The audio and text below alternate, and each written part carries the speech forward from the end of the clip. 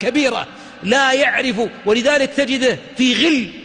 بل قلنا ألا يوصل الحسد أحيانا إلى القتل؟ بلى.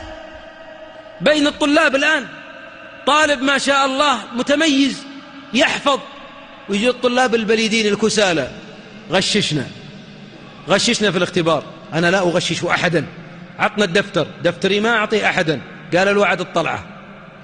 ثم يضربونه، وماذا ينقمون منه؟ أما أصلها الحسد.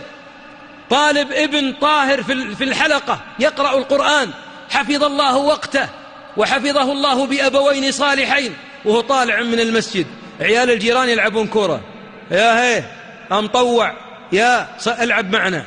ما لعب، شاتوه بالكورة، وقف، تضاربوا. أصلها الحسد. وش اللي غير الأمر؟ ولذلك معاشر الأحباب يا معاشر الآباء، هذا الورم الخبيث والنكتة السوداء إذا بدأت في قلب ابن إما أنك تعالجها، وإلا فإنه يدمر هذا الابن. تلاحظون الآن الحسد يكون هي غيرة يسمونها الآن. الطفل أبو 2 سنين حملت أمه ثم وضعت، أنزل من حجرها ووضع في حجرها الصغير القادم. ماذا يصنع الصغير هذا؟ هل يرحب بهذا الضيف القادم؟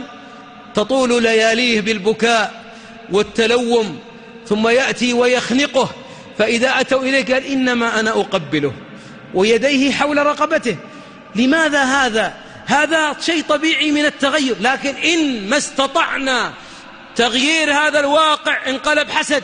هي غيرة بين الأقران وبين الإخوان. ولذلك هذا الداء هو الذي جعل بعض الناس الآن مستقبله في الدنيا ضائع، وأخشى في الآخرة كذلك. سببه أنه عجز يرضى على أن الله يعطي خلقه. خذوا هذه القصة.